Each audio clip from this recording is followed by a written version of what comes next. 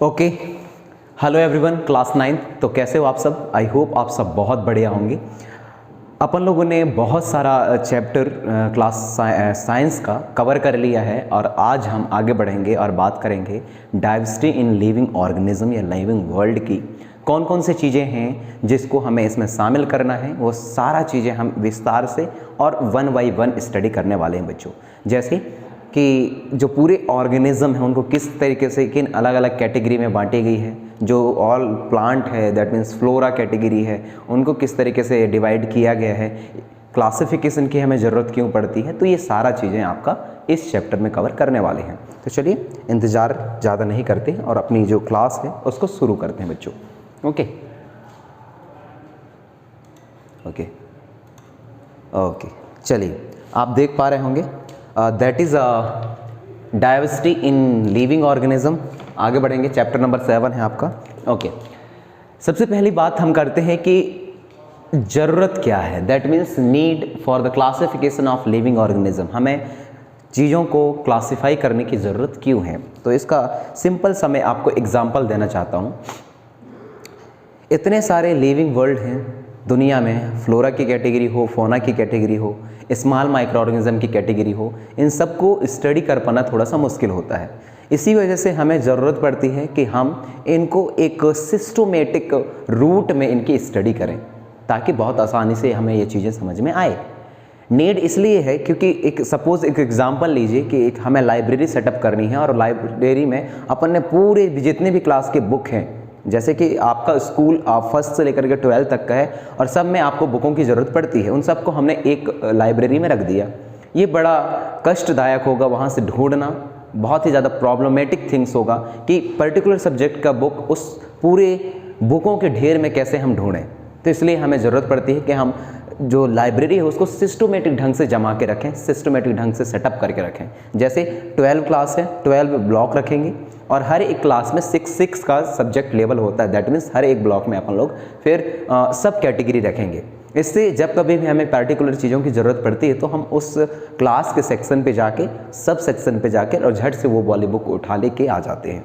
Need of classification, need of classification को देखेंगे। Living world में किस तरीके से ज़रूरत पड़ती है।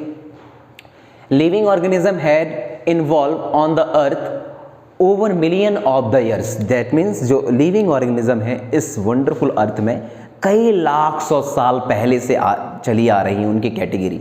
Okay, there is a vast variety of living organism. और इसी वजह से लिविंग ऑर्गेनिज्म में आपके माइक्रो ऑर्गेनिज्म भी आएंगे, प्लांट एंड एनिमल भी आएगा। तो इसके ना जाने हजारों कैटेगरी वैरायटीज इस अर्थ में प्रेजेंट है बच्चों। ओके, तो living organism so wide range of the variation. इसी वजह से जितने भी लिविंग ऑर्गेनिज्म हैं एक वाइड रेंज में वेरिएशन को शो करते हैं। तो सबसे पहले तो हमें देखना पड़ेगा ये वेरिएशन है क्या। Variation is nothing but the how one organism is different from the another. That means दूसरे ऑर्गेनिज्म से एक ऑर्गेनिज्म किस बेसिस पर अलग है, इसको ही हम क्या बोलते हैं बच्चों, वेरिएशन बोलते हैं। तो इतना बड़ा वर्ल्ड है, इतने सारे अलग अलग तरीके के लिविंग ऑर्गेनिज्म हैं, तो डाइवर्सिटी तो होंगे, वेरिएशन तो होंगे, ये बात तो कंपलसरी है। तो बात क्या है फिर, some microscopic bacteria are of the few micrometre in a size and some like wall well and redwood trees are about 30 metre and 100 metre in a size. बात समझने योग्य है कि कुछ बैक्टीरिया होते हैं, माइक्रोफिक बैक्टीरिया होते हैं जिनकी साइज बहुत छोटी रहती है, करीब करीब उसको हम मैक्रोमीटर या माइक्रोमीटर से मेजरमेंट करते हैं क्योंकि उनकी साइज बहुत छोटी होती है। कुछ ऑर्गेनिज्म की आप बात करो जैसे व्हेल मच्छी, व्हेल फिश, वुड ट्रीज की बात करो तो इनकी क्या है, इनकी साइज बहुत बड़ी होती है, 30 मीटर से 100 मीटर के आसपास इनकी साइज हो सकती है। तो वैरायटी ऑफ रेंज है, वैरायटी ऑफ वेरिएशन है।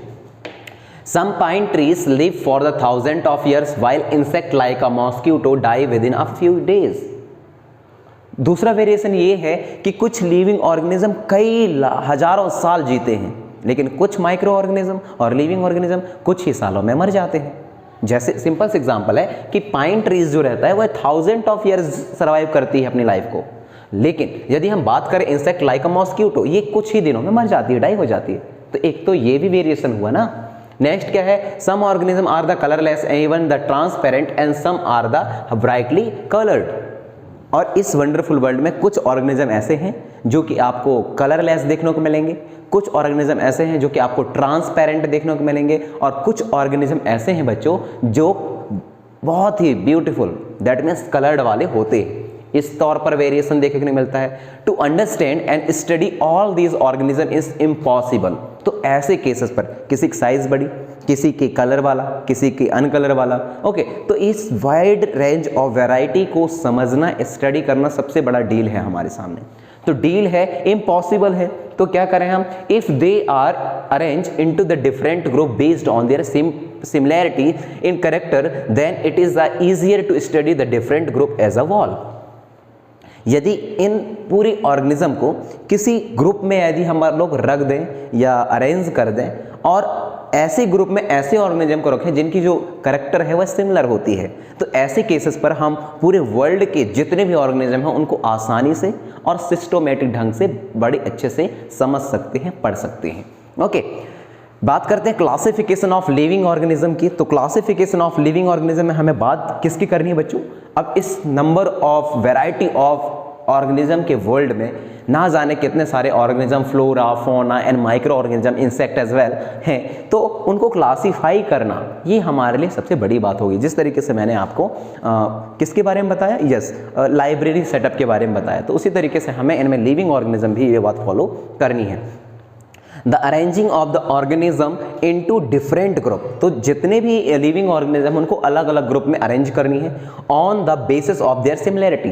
किस बेसिस पर? उनके सिमिलैरिटी के बेसिस पर। Okay, in their characteristics is called the classification of living organism, और उनके कैरेक्टर को ही क्या बोली जाती है? क्लासिफिकेशन ऑफ लिविंग ऑर्गेनिज्म बोली जाती है।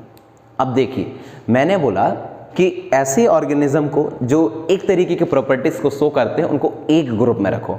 तो कैसे? सिंपल से एग्जांपल लेते हैं हम बच्चों, मेमेलिया। मेमेलिया में जितने भी ज़्यादातर मोस्ट ऑफ द जो वो रहेंगे एनिमल्स को रखे गए हैं वो टेट्रोपोड्स होते हैं, लेकिन कुछ उसके एक्सेप्शन हैं, और ज़्यादातर जो ऑर्गेनिज्म मेमेलिया में रखे गए हैं वो विविपेरस होते हैं। Viviparous is nothing but the such organism which directly produce the small burn baby. मतलब ऐसे सारे जानवर या ऐसे सारे लिविंग ऑर्गेनिज्म जो डायरेक्टली एक नए बच्चे को, हेल्दी बच्चे को जन्म देते हैं, not through the egg, only directly. तो ऐसे बेसिस पर उनको भी हम एक कैरेक्टर के बेसिस पर मानेंगे, और ऐसे सारे जानवरों को अपन लोग मेमेलिया के अंदर रखते हैं। तो इस वजह से हमें जरूरत पड़ती है क्लासिफिकेशन की। ओके, आगे बढ़ेंगे। Basis of the classification of living organism, तो बेसिक क्या है? किसी भी चीज को क्लासिफाई करने के लिए हमें बेसिक चीजें समझ में जानी चाहिए। तो बेसिस क्या है? देखिए, the main characteristic which are consider for the classification of living organism into different group are अब समझिए, जो मेन चीज है वह है लिविंग ऑर्गेनिज्म को क्लासिफाई करने का इनटू द डिफरेंट ग्रुप में रखना। कैसे? Whether they are made of the prokaryotic और यूकैरियोटिक सेल, तो जितने भी वर्ल्ड में माइक्रो ऑर्गेनिज्म होंगे वो प्रोकैरियोटिक होंगे या तो फिर यूकैरियोटिक होंगे। अब दोनों का मतलब क्या है? Mostly prokaryotic cell is always related to the unicellular organism, but not a completely truth, because क्योंकि बहुत सारे आपके मल्टीसेलुलर भी ऑर्गेनिज्म आपके यूकैरियोटिक सेल में आ जाते हैं। तो यूकैरियोटिक का मतलब तो ये है कि ऐसे सारे ऑर्गेनिज्म जिसमें सिंगल क्रोमोसोम पाया जाता हो, सिंपल स्ट्रक्चर ऑफ न्यूक्लियस होता हो, ओके, और लैक ऑफ न्यूक्लियस रहती हो, मतलब न्यूक्लियस की कमी। तो ऐसे सारे एनिमल को अपन लोग यूकैरियोटिक बोलते हैं बच्चों। प्रोकैरियोटिक में जस्ट इसके अपोजिट आ जाएंगे, दैट मीन्स मल्टी सेलुलर आ जाएगा, न्यूक्लियस प्रेजेंट रहेंगे और बाकी चीज़ें भी प्रेजेंट रहेंगे और मल्टीपल क्रोमोसोम प्रेजेंट रहते हैं। Eukaryotic cell. नेक्स्ट क्या है? They whether the cell occur singly और they are grouped together and live as a individual group. Next, whether they produce their own food, और बहुत सारे ऑर्गेनिज्म ऐसे भी तो हो सकते हैं जो अपना खाना स्वयं बनाते हो by the process of photosynthesis, like a green plant, like some bacteria, example cyanobacteria get their food from the outside, but कि जो बाहर सराउंडिंग से फोटोसिंथेसिस के प्रोसेस के थ्रू अपना खाना बनाते हैं, जिनको हम ऑटोट्रोपस भी बोलते हैं बच्चों, दैट मीन्स ग्रीन प्लांट।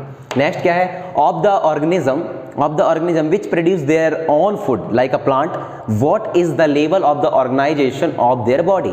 तो यदि हम ऐसे प्लांटों के बारे में बात कर लिए जो अपना खाना स्वयं बनाते हैं, तो उनकी बॉडी का ऑर्गेनाइजेशन क्या है, सिस्टमेटिक ढंग क्या है, मैकेनिज्म क्या है, इसको भी समझना जरूरी है। Of the animals, what is the level of organization of their body and what are the special organ and their function। यदि हम प्लांट की कैटेगरी में बात करें तो एनिमल की कैटेगरी में यदि हम बात करें तो एनिमल की कैटेगरी में भी हमें ये समझना पड़ेगा कि लेवल ऑफ ऑर्गेनाइजेशन कैसा है एनिमल में, और दूसरा कि उनके बहुत सारे जो बॉडी ऑर्गन हैं, अलग अलग ऑर्गन हैं, वो किस किस काम को कंप्लीट करने के लिए बनाए गए हैं। बात समझ में आई। नेक्स्ट क्या है, the characteristic used for the classification of plant will be different from the character used for the classification of animals. That means ऐसे सारे कैरेक्टर जिसका यूज हम प्लांट के क्लासिफिकेशन के लिए करते हैं, तो वो सारे कैरेक्टर अलग होते हैं in the case of animal के केस में वो सारे कैरेक्टर अलग हो जाएंगे। Okay, because plant make their own food, इसलिए क्योंकि प्लांट जो है अपना खाना स्वयं बनाते हैं, एनिमल डज नॉट, एनिमल अपना खाना स्वयं नहीं बनाता। आगे बढ़ेंगे। ओके, देखिए क्लासिफिकेशन एंड एवोल्यूशन। तो किस क्लासिफिकेशन और एवोल्यूशन कर रहा हूं मैं कि क्लासिफिकेशन एंड एवोल्यूशन से क्या समझते हैं अपन लोग, क्यों हम इसको पढ़ते हैं। देखिए, the present day complex living organism have evolved from the earlier simple form due to the change in their body design over million of the year। That means आज जो आप देख रहे हो कॉम्प्लेक्स लिविंग ऑर्गेनिज्म का complex देख रहे हो प्रेजेंट टाइम पे, हैव इन्वॉल्व, उसमें बहुत सारी चीजें इन्वॉल्व है। फ्रॉम कहां से, पुराने जमाने से सिंपल फॉर्म से due to the changes in their body, उसके बॉडी में लगातार चेंजेस आते गए, डिजाइन आते गए, मिलियन ऑफ द ईयर्स, उसी वजह से आप जो आज कॉम्प्लेक्स लिविंग ऑर्गेनिज्म देख पा रहे हो, और वो भी लार्ज कैटेगरी में। इसका मतलब सिंपल सा है बच्चों, यहाँ बोला गया है कि जैसे आज इंसान है, इंसान का कॉम्प्लेक्स मेटाबॉलिज्म सिस्टम है, तो इसके पीछे वजह क्या है, इसके पीछे वजह ये है कि आज से कई लाख 100 साल पहले इंसान भी एक छोटा सा कीड़ा रहा होगा। इसलिए क्योंकि आप जब जेनेटिक्स पढ़ते हो, जब आप एवोल्यूशन को समझते हो, तो एवोल्यूशन पे यही बात तो बताई जाती है कि किस तरीके से एक नई स्पेशिएशन होता है, एक नई स्पीसीज बनती है। जैसे सपोज इंसान को कहा जाता है कि ये बंदरों की एक नई पीढ़ी है, एक नई स्पीसीज है। बात सही है, पहले इंसानों के पूंछ होते थे जो इस बात का एविडेंस देते थे कि कहीं ना कहीं ये बंदरों की ही प्रजाति है, लेकिन धीरे धीरे गायब होते चले गए। वेरिएशन आता गया है एक नई पीढ़ी में, नई जनरेशन पे, और धीरे धीरे वो सारी चीज़ें गायब होती चली गई। ओके, तो नए स्पीसीज कुछ इस तरीके से बनते हैं, कई साल लगते हैं कुछ चेंजेस लाने के लिए। The body design of living organism are gradually changing due to the changing in the environment. तो किसी भी पर्टिकुलर ऑर्गेनिज्म की यदि बॉडी में कुछ चेंजेस आते हैं, बॉडी डिजाइन में कुछ चेंजेस आते हैं, तो उसका सारा रिस्पॉन्सिबिलिटी किसका है कि वो किस एनवायरनमेंट में रह रहा है। दैट मीन्स ज़्यादातर चांसेस है 70% जो रोल है किसी पर्टिकुलर इंडिविजुअल के बॉडी में चेंजेस लाने के लिए, ओके, बॉडी शेप में चेंजेस लाने के लिए, तो वो उसका एनवायरनमेंट है। ओके, तो कभी भी डेवलपमेंट आप जब पढ़ते हो तो उसमें दो ही चीज़ें बताई जाती है कि डेवलपमेंट हेरिडिटी और दूसरा एनवायरनमेंट का कॉम्प्लेक्स मिक्सिंग होता है। नेक्स्ट देखिए, some group of the organism having ancient body design. कुछ ऑर्गेनिज्म के ग्रुप हैं, बहुत सारे ऑर्गेनिज्म के ग्रुप हैं जिनका जो आज भी बॉडी डिजाइन है वह एंसेंट टाइम पे जैसे थे वैसे आज भी हैं, but have not change much during evolution, क्योंकि उनमें ज़्यादा परिवर्तन या विकास नहीं हुआ है लगातार period of duration, generation by generation, इसलिए वो पहले के जैसे थे वैसे आज भी हैं। Okay, and have simple form and structure, और उनका जो है सिंपल फॉर्म और स्ट्रक्चर है। These organism is called the primitive organism बोली जाती है और लोअर ऑर्गेनिज्म बोली जाती है। What is the meaning of primitive और लोअर ऑर्गेनिज्म? तो प्रिमिटिव और लिविंग, इसमें प्रिमिटिव और लोअर ऑर्गेनिज्म पे जब आप बात करते हो तो प्रिमिटिव और लोअर ऑर्गेनिज्म में कुछ इस तरीके से लिखोगे बच्चों कि ऐसे सारे एनिमल या लिविंग ऑर्गेनिज्म जो पुराने ज़माने में जैसे उनकी बॉडी डिजाइन थी वैसे आज भी है, उनमें ज़्यादातर कुछ चेंजेस ज़्यादा देखने को नहीं मिले, तो ऐसे ऑर्गेनिज्म को ही अपन लोग प्रिमिटिव ऑर्गेनिज्म बोलते हैं या लोअर ऑर्गेनिज्म बोलते हैं। बात समझ में आई? आगे बढ़ेंगे।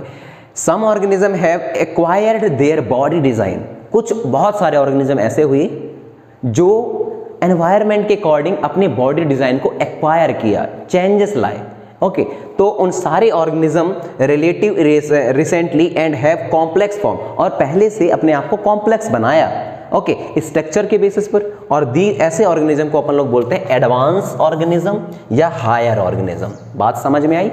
ओके, तो समझिए, मैं एक एग्जांपल आपको शेयर करना चाहता हूँ हायर ऑर्गेनिज्म पे इंसान का।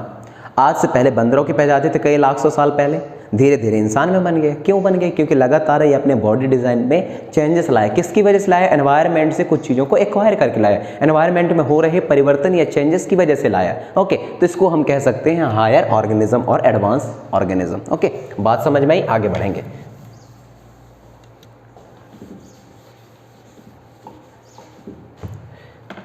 ओके, देखिए, the hierarchy of the classification group, hierarchy of classification of group, that means जितने भी लिविंग वर्ल्ड हैं हमारे सामने, हमारे दुनिया में, उसको किस बेसिस पर हम क्लासीफाई कर सकते हैं, और ताकि हमें पढ़ने में समझने में आसानी हो बच्चों, तो उसको हम बोलते हैं the hierarchy of classification group. देखिए, living organism have been broadly classified into 5 main kingdom. जो लिविंग ऑर्गेनिज्म पूरे वर्ल्ड में है, फ्लोरा, फोना और माइक्रो ऑर्गेनिज्म, उन सब को एक क्लासिफिकेशन दिया गया जिसको बोला गया 5 kingdom classification, which are given by the W.H. Whittaker, the famous scientist. What वो सजेस्टेड दैट, उन्होंने बोला कि जितने भी लिविंग ऑर्गेनिज्म उनको 5 कैटेगरी में बांटिए, जो होंगे मोनेरा, प्रोटिस्टा, फंजाई, प्लांटी और animalia. That means what, Monera में ग्रुप में उन्होंने छोटे बैक्टीरिया को रखा, आप देखेंगे प्रोटिस्टा में आपके एल्गी फंजाई या एल्गी को रखे गए, ओके, और थोड़ा सा प्रोकैरियोटिक ऑर्गेनिज्म के साथ में ही रखे गए। फंजाई में आपको फंगी को रखा गया, फंजाई को रखा गया। प्लांटी में आपको दुनिया के जितने भी फ्लोरा होते हैं, दैट मीन्स प्लांट होते हैं, उनकी स्टडी की जाती है, और एनिमेलियम तो एनिमल की स्टडी की जाती है। Okay, Each kingdom has been further classified into the smaller subgroup, और ये तो मेजर ग्रुप हुए, मोनेरा, प्रोटिस्टा, फंजाई, प्लांटी और एनिमेलिया। लेकिन इन मेजर ग्रुप को फिर से सब ग्रुप में डिवाइड किया गया। ओके, सब ग्रुपों का नाम कुछ इस तरीके से है। दैट मीन्स किंगडम क्या है इसका, दैट मीन्स इनमें से कोई एक किंगडम बिलोंग करता है, किसी भी पर्टिकुलर ऑर्गेनिज्म का क्लासीफाई करते हैं तो हम किंगडम। दूसरा उसमें डिवाइड होता है, यूज की जाती है फाइलम। फाइलम तब हम यूज करते हैं यदि हम किसी पर्टिकुलर प्लांट का क्लासिफिकेशन देख रहे हो तो। बात समझ में आई? पर्टिकुलर प्लांट का क्लासिफिकेशन यदि हमें देखना है तो हमें प्लांट ही यूज करना पड़ेगा। ओके, डिवीजन हम यूज करते हैं एनिमल के लिए, कि एनिमल में कौन से डिवीजन से बिलोंग करता था। उसके बाद हम देखते हैं क्लास का, उसके बाद हम देखते हैं ऑर्डर के बारे में, उसके बाद देखते हैं फैमिली के बारे में, जेनस और स्पीसीज। तो ये कुछ इस तरीके से असेंडिंग डिसेंडिंग ऑर्डर पे रखी गई हैं, जिसमें हर एक ग्रुप के बाद जो है एक नई ग्रुप बनती जाती है। जैसे ब्रॉडली में आपको आ जाएगा किंगडम, तो किंगडम में किसकी बात कर रहे हैं? जैसे एनिमेलिया की बात कर रहे हैं तो एनिमेलिया लिख देंगे। अब एनिमेलिया में भी बहुत सारे सब फाइलम हैं, जैसे आपका बोल देते हैं protozoa, Coelenterata, Porifera, Annelida, arthropoda, ये बहुत सारी चीजें हैं। इसको हम इसके बाद वाले चैप्टर में पढ़ेंगे, चैप्टर नहीं, इसी में पढ़ेंगे आगे। ओके, तो इनकी किंगडम में बांट दी जाती है, फाइलम में बांट दिया हमने। फाइलम किसके केसेस पे बात करेंगे? यदि हम बात करते हैं प्लांट की तब फाइलम का यूज करेंगे, यदि हम एनिमल का क्लासिफिकेशन की बात करेंगे तो डिवीजन यूज करेंगे। क्लास इसमें बांट दिया गया, जो सिमिलर के तरीके के कैरेक्टर होते थे उनको क्लास में रख दिया गया, उनको ऑर्डर में डिवाइड कर दी गई, फैमिली में डिवाइड कर दी गई, जेनस में डिवाइड कर दी गई और स्पीसीज में। ओके, आगे बढ़ते हैं। By arranging organism on the basis of hierarchy and the characteristic into smaller and smaller group, we arrive at the basis unit of the classification called the species. अब समझिए, एक अरेंजमेंट है living organism का, किसके basis पर? उनके hierarchy और उनके कैरेक्टर के बेसिस पर। ओके, उनको स्मॉलर एंड स्मॉलर ग्रुप में डिवाइड कर दिया गया, जो अराइव होते हैं eight the basis unit of the classification के का अराइव है। इसी को अपन लोग के बोलते हैं बच्चों स्पीसीज। ओके, नेक्स्ट क्या है? स्पीसीज में क्या है? Is a group of organism. तो स्पीसीज एक क्या है? ग्रुप का ऑर्गेनिज्म है जो कि similar enough to breed and perpetuate. तो ऐसे स्पीसीज बोलते किसको हैं ये समझिए, ऐसे सारे ऑर्गेनिज्म का ग्रुप जो अपने में ही इंटरब्रीडिंग करते हो और लाइफ सर्वाइवल करते हो। जैसे इंसान इट इज़ वन का इंसान और human is one kind of the species और कम्युनिटी, क्योंकि इंसान के अंदर ही इनकी ब्रीडिंग होती है और अपनी पॉपुलेशन को बढ़ाते रहते हैं। बात समझ में आई? ओके, आगे बढ़ते हैं। अब यहाँ देखिए, यहाँ ऐसे बात आपको बहुत अच्छे तरीके से समझ में आएगी। दूसरा, the 5 kingdom classification of living organism. तो मैंने अभी आपको बताई 5 kingdom classification of living organism के बारे में, और इसको यदि किसी का देने का कॉन्ट्रीब्यूशन जाता है तो वो जाता है बच्चों WH हिटकर को। क्या मैंने बताया? WH हिटकर को। ओके, इन्होंने 5 किंगडम क्लासिफिकेशन दिया। तो ऑर्गेनिज्म को हम बांटे तो 2 कैटेगरी में बांट देंगे, दैट इज अ प्रोकैरियोटिक और यूकैरियोटिक। तो प्रोकैरियोटिक के बारे में मैंने बताया, इसमें सिंगल क्रोमोसोम होते हैं, लैक ऑफ न्यूक्लियस रहता है, दैट मींस न्यूक्लियस के एब्सेंट रहती है, न्यूक्लियर मेम्ब्रेन नहीं रहती। तीसरी बात करें, इसके साइज में छोटे होते हैं, साइज में छोटे होने के साथ ही और सिंपल स्ट्रक्चर होती है बच्चों। ओके, यूकैरियोटिक में क्या है? मल्टीपल सेल रहेंगे, मल्टीपल क्रोमोसोम रहेंगे, कॉम्प्लेक्स स्ट्रक्चर होगी और साइज में भी बड़े होंगे। ओके, तो ये 2 कैटेगरी मैंने बांट दिया। तो जितने भी आपके छोटे माइक्रो ऑर्गेनिज्म हैं उन सब की स्टडी अपन लोग मोनेरा के अंदर करते हैं in the basis of 5 kingdom classification which are given by the WH Whittaker. दूसरा, यूकैरियोटिक में ज़्यादातर उन्होंने अपने ग्रुप को या किंगडम को पार्टिसिपेशन दिया। जैसे यूकैरियोटिक में आप 2 कैटेगरी रख देते हो, यूनिसेलुलर का और मल्टी सेलुलर का। ओके, तो unicellular that means single cell वाले, multi cellular that means multi cell वाले। तो सिंगल सेल वाले में अपन लोग बात करते हैं प्रोटिस्टा की, और प्रोटिस्टा में जिसके पास विथ सेल वॉल, जिसके पास में सेल वॉल होता है, और इसमें अपन लोग स्टडी करते हैं प्रोटिस्टा में किसकी बच्चों? जिसमें सेल वॉल होता है। आप देखना प्रोटिस्टा में स्टडी की जाती है आपका एक्चुअली एल्गी की। ओके, बात करते हैं फंजाई की। फंजाई में क्या है? Do not perform photosynthesis. Fungi ऐसे चीज़ हैं या ऐसे लिविंग ऑर्गेनिज्म हैं जो कि फोटोसिंथेसिस के प्रोसेस को अंजाम नहीं देते। बात करते हैं प्लांटे की। प्लांट में कैटेगरी क्या है बच्चों? प्लांट जो है एबल होते हैं कि परफॉर्म करने के लिए फोटोसिंथेसिस के प्रोसेस को। तो photosynthesis process is nothing but the preparation of method of preparation of the food. Okay, next क्या है? मल्टी सेलुलर की बात करेंगे, जिसमें सेल वॉल एब्सेंट रहता है, और जब सेल वॉल एब्सेंट रहेंगे तो उसमें अपन लोग एनिमेलिया की स्टडी करते हैं, एनिमल की स्टडी करते हैं बच्चों। ओके, आगे बढ़ेंगे।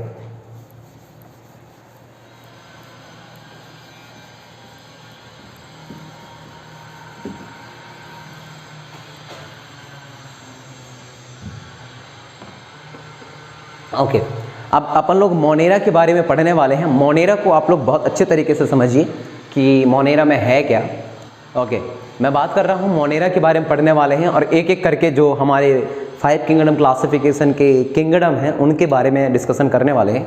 तो मोनेरा के बारे में बात करते हैं। They are mostly prokaryotic, that means जो मोनेरा ग्रुप है ज़्यादातर ये लोग प्रोकैरियोटिक हैं। What is the meaning of prokaryotic? मैंने अभी बताया, दैट मीन्स स्मॉल इंसेक्ट जिनकी साइज कम है, सिंगल क्रोमोसोम वाले हैं, स्ट्रक्चर सिंपल है और लैक ऑफ न्यूक्लियस है। ओके, तो उनकी स्टडी हम करते हैं मोनेरा के अंतर्गत। ये ज़्यादातर यूनिसेलर होते हैं, मतलब सिंगल सेल वाले होते हैं बच्चों।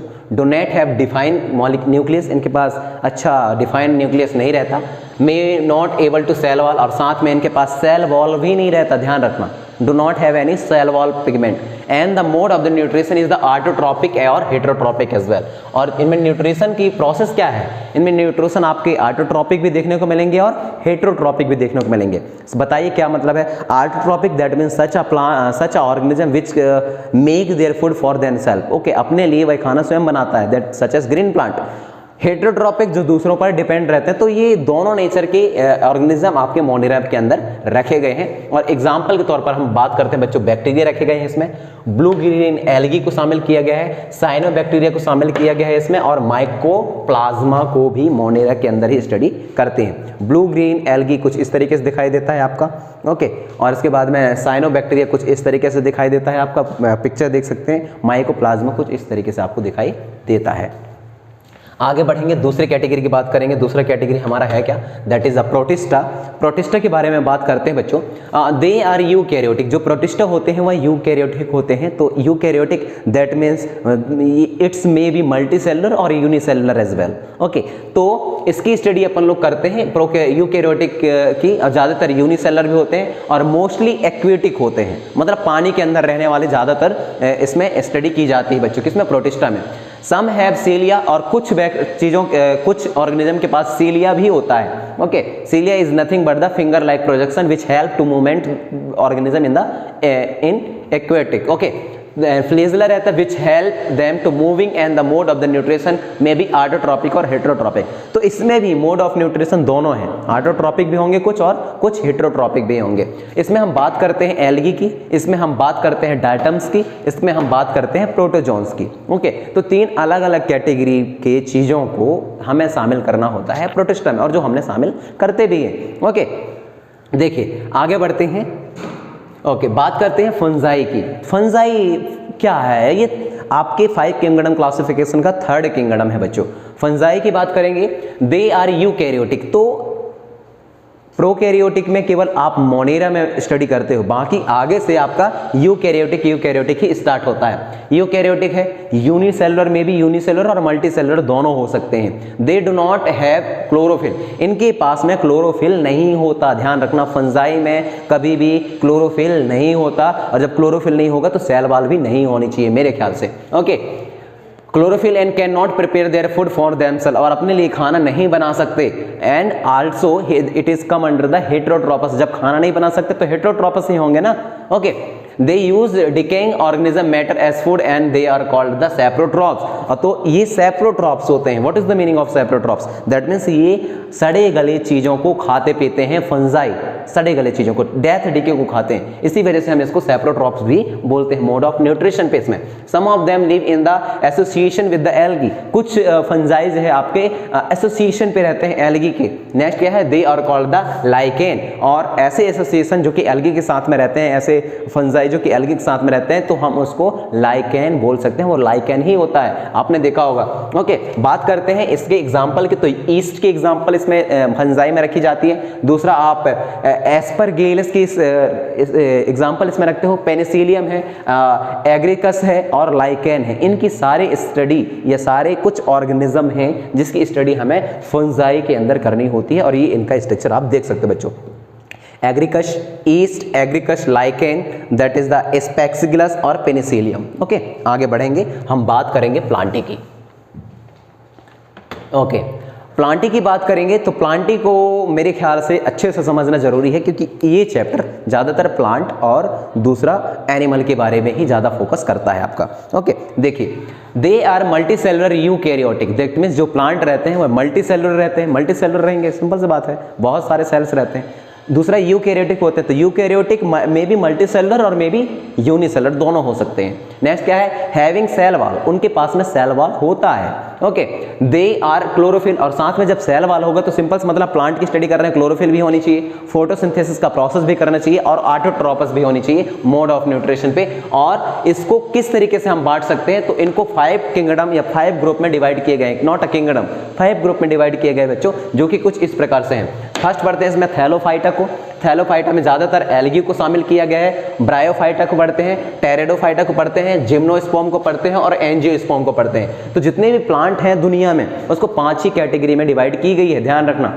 That is a Thallophyta, Bryophyta, Pteridophyta, gymnosperm and angiosperm. बात समझ भाई। बात करते हैं एनिमल की। एनिमल में जितने भी प्लांट की कैटेगरी थी उस सबको बाहर छोड़िए। फोटोसिंथेसिस नहीं होगी, ऑटोट्रॉपस नहीं होंगे, और फोटोसिंथेसिस नहीं होगी, ऑटोट्रॉपस नहीं होंगे, सेल वॉल नहीं होगी। तो ये कुछ चीजें हैं जिसको इसमें एनिमल में आप शामिल कर सकते हो। They includes organism which are multicellular और यूकैरियोटिक, दैट मीन्स आपको एनिमल में ऐसे ऑर्गेनिज्म को भी शामिल कर सकते हो जो कि मल्टीसेलुलर होते हैं, यूकैरियोटिक होते हैं, इनमें क्लोरोफिल नहीं रहता, सेल वॉल नहीं रहता, और ये हेटेरोट्रॉपस होते हैं। वो सारा बात मैंने अभी आपको बताया। They are divide into the 10 group, और इनको 10 ग्रुप में डिवाइड किया गया बच्चों। वो 10 ग्रुप कौन कौन से हैं? दे आर द पोरीफेरा, एक को नहीं लिखा गया है, मैं बता दे रहा हूँ कौन सा है, प्रोटोजोन्स।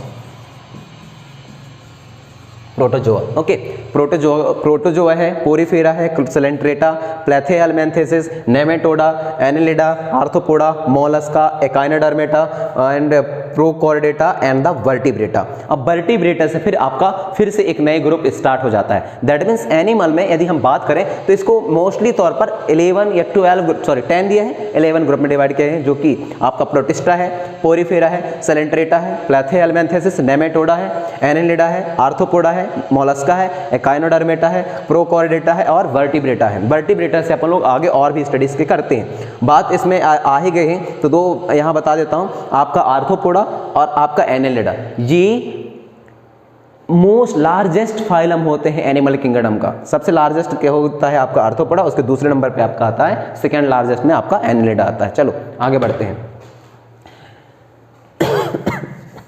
बात करते हैं क्लासिफिकेशन ऑफ प्लांट की। क्लासिफिकेशन ऑफ प्लांट में बात करेंगे किस तरीके से प्लांट को क्लासिफाई किया गया है और किस बेसिस पर हमें समझना। ओके, मैं बात कर रहा था आपको क्लासिफिकेशन ऑफ प्लांट की। तो प्लांट को अभी हमने थोड़ी देर पहले पढ़ी बच्चों कि 5 कैटेगरी में डिवाइड किया गया है, जो कि आपके थैलोफाइटा है, ब्रायोफाइटा है, टेरिडोफाइटा है, जिम्नोस्पर्म है और एंजियोस्पर्म है। ओके, इसकी बात हमने किया। अब एक एक करके इनको समझने वाले हैं। फर्स्ट हम बात करते हैं थाइलोफाइटा की। थैलोफाइटा में ज़्यादातर किसको रखी गई है? मैंने बोला एल्गी को रखी गई है। तो देखिए, in this group the plant do not have well differentiate body parts. That means Thallophyta एक ऐसा ग्रुप है जिसमें एल्गी हो या ऐसे ऑर्गेनिज्म, प्लांट के ऐसे सारे ऑर्गेनिज्म जिसमें वेल डिफरेंशिएटेड होता है बॉडी पार्ट्स, ज़्यादा फैलावदार नहीं होते, ज़्यादा डिफरेंशिएटेड नहीं होते बॉडी पार्ट्स किसके? थैलोफाइटा के। The plant are called the algae. और ज़्यादातर थैलोफाइटा के जितने भी प्लांट हैं उनको एल्गी से प्रोनाउंस किया जाता है और ज़्यादातर एल्गी ही हैं। दे आर मोस्टली एक्वेटिक, और ज़्यादातर क्या है बच्चों? एक्वेटिक है, मतलब पानी के अंदर रहने वाले प्लांट ये हैं ज़्यादातर। इसमें इस एग्जाम्पल की बात करते हैं, स्पायरोगारा की स्टडी करते हैं अपन लोग थैलोफाइटा में, यूलोथ्रिक्स की बात करते हैं, क्लेडोफोरा की बात करते हैं और चारा की बात करते हैं। तो ये कुछ इस तरीके से, Spirogyra is this one, Ulothrix is this one, Cladophora is this one and Chara is this one. Okay, तो इन सब की स्टडी अपन लोग थाइलोफाइटा के अंतर्गत करते हैं। सेकेंड हम पढ़ेंगे ब्रायोफाइटा के बारे में। ये आ गया आपका bryophyta. In this group the plant body is differentiated into the stem leaf like structure. अब समझिए, ब्रायोफाइटा से आपका डिफरेंशिएशन स्टार्ट हो जाता है, जिसमें प्लांट बॉडी आपके लीफ में डिवाइड हो जाएंगे, मतलब लीफ वाला हिस्सा अलग हो जाएगा, stem, root and another body parts of the plant. Okay, differentiate हो जाते हैं। Okay, but they are no specialized structure, पर इनका स्पेशल तरीके का कोई स्ट्रक्चर नहीं रहता for the conduction of the water, ताकि वह वाटर को कंडक्शन कर सकें। ओके, एंड अदर सब्सटेंट को बॉडी के एक पार्ट से दूसरे पार्ट तक, ब्रायोफाइटा के केस में बात कर रहे हैं, डू द अदर, जैसे कि दूसरे से एक बॉडी पार्ट से दूसरे पार्ट तक। This plant are called the amphibious of the plant kingdom. अब समझिए, ब्रायोफाइटा को एम्फीबियस ऑफ प्लांट किंगडम भी बोला जाता है। What is the meaning of amphibious? Amphibious is nothing but like a plant which survive both side, inside of the water as well as outside of the water. That means land side. Okay, तो ऐसे सारे ऐसे सारे प्लांटों को अपन लोग bryophyta के अंदर स्टडी करते हैं और इसी वजह से इसको एम्फीबियस भी बोला जाता है। Amphibious of the plant kingdom, plant kingdom का एम्फीबियस भी बोला जाता है किसको बच्चों? ब्रायोफाइटा को। मोशा की स्टडी करते हैं, जिसमें हम बात करते हैं फ्यूनेरिया की, मार्चेंटिया की स्टडी करते हैं और रेचाई की स्टडी अपन लोग ब्रायोफाइटा के अंतर्गत करते हैं। तो मोश ये है, मोशा, मार्चेंटिया ये है और रेशिया ये है, इनकी स्टडी अपन लोग ब्रायोफाइटा के अंतर्गत करते हैं। आगे बढ़ेंगे और बात करते हैं टेरिडोफाइटा की। बात आगे टेरिडोफाइटा की। टेरिडोफाइटा में कौन कौन से ऑर्गेनिज्म है जिसकी स्टडी हम करते हैं और इसके कैरेक्टर क्या है? कैरेक्टर क्या है? In this group the plant body is differentiated into the root, stem and the leaf. That means इसमें भी प्लांट जो है डिफरेंशिएट होता है बॉडी डिजाइन को लेकर के, और वो डिवाइडेड रहते हैं। आपके रूट वाला हिस्सा होगा, स्टेम वाला हिस्सा होगा और लीफ वाला हिस्सा होगा, as well as the vascular tissue for the conduction of the water. और साथ में इसके पास वॉस्कुलर टिश्यू भी रहते हैं, जैसे जाइलम और फ्लोएम, जो कि वाटर को कंडक्ट करने का काम करते हैं हैं, फूड को कंडक्ट करने का काम करते हैं, एक बॉडी के एक पार्ट से बॉडी के दूसरे पार्ट तक। और इसकी स्टडी अपन लोग इसमें एग्जाम्पल के तौर पर हम शामिल करते हैं फोरेंस को, इसमें एग्जाम्पल के तौर पर हम शामिल करते हैं मार्सिलिया को। तो फोरेंस का एग्जाम्पल आपका ये है और मार्सिलिया का ये है, कुछ इस तरीके से आपको दिखाई देते हैं। आगे बढ़ेंगे और बात करते हैं अपन लोग जिम्नोस्पर्म की। जिम्नोस्पर्म की सबसे पहले कैरेक्टर की बात करते हैं। जिम्नो का मतलब होता है बच्चों मीन्स, और नेक्ट का मतलब जिम्नो मीन्स नेक्ट, मतलब खुली हुई नेक्ट, ओके। और स्पर्म का मतलब होता है सीड, ओके। नेक्ट सीड रहते हैं gymnosperm, that means naked seed. और इसको अपन लोग ये भी बोल सकते हैं, इस ग्रुप को बियर नेक्ट सीड भी बोल सकते हैं, okay. They are usually perennial, ये ज़्यादातर जो आप मैं बात कर रहा हूँ किसके बच्चों, जिम्नोस्पर्म के, तो ये पेरेनियल होते हैं, एवरग्रीन होते हैं एंड वुडली होते हैं, मतलब ज़्यादा लकड़ी मिलते हैं, साल के 12 महीना ज़्यादातर हरे भरे रहते हैं, दैट मीन्स एवरग्रीन रहते हैं, ओके। तो इन्हें ये कुछ इस तरीके के कैरेक्टर है आपका किसका, जिम्नोस्पर्म का, जिसको आप क्राइटोजम्स भी बोलते हो। इसमें अपन लोग स्टडी करते हैं पाइनस की और साइकस की, जो विदाउट सीड होते हैं, ओके। पाइनस और साइकस के, तो पाइनस आपको देखने को मिल जाएगा अमरकंटक में, कुछ इस तरीके से रहता है, ओके। और दूसरा साइकस आपको देखने को मिल जाएगा स्लाइड में, जो आप देख पा रहे हो, ओके। आगे बढ़ेंगे और बात करेंगे अपन लोग एंजियोस्पर्म की। तो एक्चुअली सबसे यदि ब्रॉड कैटेगरी किसी का होना चाहिए प्लांट में, तो वो एंजियोस्पर्म का होना चाहिए। क्यों? क्योंकि एंजियोस्पर्म में हम जितने भी प्लांट हैं जो सीड की वजह से आते हैं, जितने भी प्लांट हैं जिसमें फ्लावर आता है, मोनोकॉट और डाइकॉट की स्टडी भी अपन लोग एंजियोस्पर्म में ही करते हैं। तो देखिए और पढ़िए, बात करते हैं एंजियोस्पर्म की, और इसको एंजियोस्पर्म को फेनेरोगैमस के नाम से भी जाना जाता है, ओके। आगे बढ़ेंगे, कैरेक्टर क्या है, the plant of their group bears covered seed, that means ऐसे सारे प्लांट जो कि कवर्ड रहते हैं, इनके सीड कवर्ड रहते हैं किसी लेयर से। जैसे आप बात करो धान की seed, that means paddy seed के ऊपर कवर रहती है, चने के ऊपर कवर रहती है, मसूर के ऊपर कवर रहती है, मटर के ऊपर कवर रहती है। तो सारी सीड जिसके ऊपर कवर रहती है उसकी स्टडी अपन लोग इसके अंदर करते हैं, that is the angiosperm. Angio that means होता है that is the angio means covered, कोई एंजियो का मतलब होता है कवर्ड और स्पर्म का मतलब होता है सीड, दैट में सारे सीड जो कवर्ड रहते हैं। नेक्स्ट सीड का क्या मतलब था, ऐसे सारे सीड जो कि ऊपर से कवर्ड नहीं रहते, they are also called the flowering plant. और साथ में एंजियोस्पर्म को अपन लोग फ्लावरिंग प्लांट के नाम से भी जानते हैं। The plant embryo is the seed have the cotyledon, जो प्लांट एम्ब्रियो रहता है बच्चों उनके सीड में कैटलेडॉन प्रेजेंट रहते हैं। अब आपको बात समझ में नहीं आई होगी ये कैटलेडॉन का मतलब क्या होता है। कैटलेडॉन इज नथिंग बट द, यदि आप ग्राम दैट मीन्स आप चने के उसको तोड़ो तो आपको उसमें से दो दाल के टुकड़े ऐसे निकल के दिखाई देते हैं, दोनों को जोड़ दिया जाए तभी चने की आपका कंप्लीट सीड बन पाती है। तो इस एक सिंगल पार्ट को ही अपन लोग क्या बोलते हैं, कैटलेडॉन, ओके।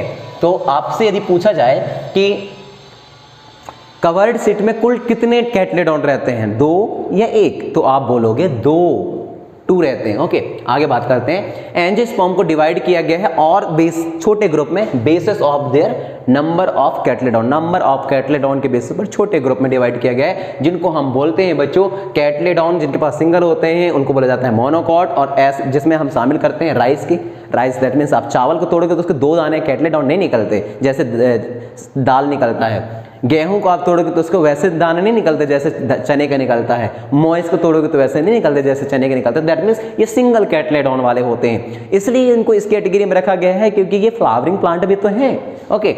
आगे बढ़ते हैं, green gram P tamarind etcetera, और ऐसे सारे प्लांट जिसमें 2 कैटलेडॉन होते हैं उनको अपन लोग डाइकोट बोलते हैं बच्चों। और डाइकोट में अपन लोग बात करते हैं ग्रीन ग्राम की, पी की, टर्मिंड की और एक्सेट्रा की, ओके। चलिए आगे बढ़ेंगे, ओके। ये देख सकते हो ये चने की दालें हैं, एक दाल ये, तो हर एक दाल को सिंगल दाल है कैटलेडॉन कहलाएगा, ये दाल भी कैटलेडॉन कहलाएगा। दैट मीन्स जो आपका सीड होता है वो 2 कैटलेडॉन से मिलकर के बना होता है चने की दाल और चना, ओके। ग्राम। आगे बढ़ेंगे, चलिए बात करेंगे क्लासिफिकेशन ऑफ प्लांट की। तो क्लासिफिकेशन ऑफ प्लांट के बारे में हमने तो पढ़ा, अभी अच्छे से समझा। अब इसका क्लासिफिकेशन जिससे हमारे दिमाग में बैठा रहे, माइंड मैप किस तरीके से बनाना है इसी को देखते हैं। Do not have differentiate body part, that means इनके पास डिफरेंशिएट बॉडी पार्ट्स नहीं होते। दैट मीन्स इनके जो बॉडी है लीफ, स्टेम, रूट ऐसे में डिवाइड नहीं होते। तो उसकी स्टडी हम एक ही ग्रुप में करते हैं बच्चों प्लांट किंगडम का, वो होता है थैलोफाइटा, जिसमें हमें एल्गी की स्टडी करनी पड़ती है और ज़्यादातर ये एक्वेटिक होते हैं। दूसरा क्या है, जिनका बॉडी जो है वो डिफ्रेंशिएट होता है बॉडी पार्ट्स में, दैट मीन्स ऐसे सारे फ्लोरा जिसमें रूट होगा, स्टेम वाले हिस्सा होंगे और फिर ब्रांचेस वाले हिस्सा होंगे, लीफ वाले स्ट्रक्चर होंगे, तो उसको अपन लोग दूसरे कैटेगरी में पढ़ते हैं प्लांट किंगडम के। और इसमें भी कई कैटेगरी आते हैं, एक आएगा विदाउट वॉस्कुलर टिश्यू और दूसरे में आएगा विथ वॉस्कुलर टिश्यू, मतलब जिसमें कंडक्शन वाटर और फूड की कंडक्शन के लिए स्पेशल टाइप के वॉस्कुलर टिश्यू पाए जाएंगे। तो एक ग्रुप ऐसा भी है प्लांट किंगडम में जिसमें वॉस्कुलर टिश्यू प्रेजेंट नहीं रहते, वो होता है आपका ब्रायोफाइटा। और जिसमें वॉस्कुलर टिश्यू प्रेजेंट होते हैं उसके 2-3 कैटेगरी और हैं, दैट इज ये आ जाएगा आपका pteridophyta, do not produce seed, लेकिन जो टेरिडोफाइटा है ये सीड को प्रोड्यूस नहीं करता, ध्यान रखना, सीड प्रोड्यूस नहीं करता। और दूसरे कैटेगरी में हम रख देंगे कि सीड को प्रोड्यूस करने वाले। तो सीड को प्रोड्यूस करने वाले आपके 2 ही होते हैं, जिम्नोस्पर्म और एंजियोस्पर्म। तो जिम्नोस्पर्म में आपका नेक्ड सीड होता है, मतलब खुला सीड रहता है, और वो कवर्ड सीड रहता है। उसमें एंजियोस्पर्म के 2 कैटेगरी फिर से आप डिस्कस करते हो, मोनोकॉट और डाइकॉट। मोनोकॉट का मतलब होता है सिंगल कैटलेडोन और डाइकॉट का मतलब होता है डबल कैटलेडोन। ओके, आगे बात करेंगे। ओके, क्लासिफिकेशन ऑफ एनिमेलिया की, तो मेरे ख्याल से ये बात करते हैं क्लासिफिकेशन ऑफ एनिमेलिया की। तो क्लासिफिकेशन ऑफ एनिमेलिया में कौन कौन सी चीज़ें हैं जो हमें समझने लायक है और हमें समझना चाहिए, उसी चीज़ को देखते हैं। देखिए, animal are divided into the 10 group, मैंने बोला 11 ग्रुप में डिवाइड किए गए हैं, जो कि आपका प्रोटोजोन्स है, पोरीफेरा है, सेलेंट्रेटा है, प्लेथियलमेंथिसिस है, नेमेटोडा है, एनिमेलिया है, एनिलिडा है, आर्थ्रोपोडिया है, मोलस्का है, काइनोडर्मेटा है, प्रोकोर्डेटा है और वर्टिब्रेटा है। और वर्टिब्रेटा के बाद भी सब फाइलम होते हैं, उनकी स्टडी अपन लोग इसी में होगा तो करेंगे, बाकी नेक्स्ट क्लासेस हायर क्लासेस में तो आप करेंगे। बात करते हैं पोरीफेरा की, एनिलिडा के बारे में नहीं बताई गई है, ओके सॉरी, प्रोटोजोन्स के बारे में नहीं बताइए। प्रोटोजोन्स में मैं सिंपल सा आपको बता देता हूँ बच्चों, आपकी स्टडी की जाती है अमीबा की, पैरामीशियम की, यूग्लिना की और कुछ ऑर्गेनिज्म और हैं जिसको प्रोटोजोमी स्टडी करते हैं। बात करते हैं पोरीफेरा, जिसमें हम स्पॉन्जस, दैट मीन्स इसकी स्टडी करते हैं, स्पॉन्जस की। ये एक समुद्र में रहने वाला वो है, प्लांट है, देखते हैं क्या है।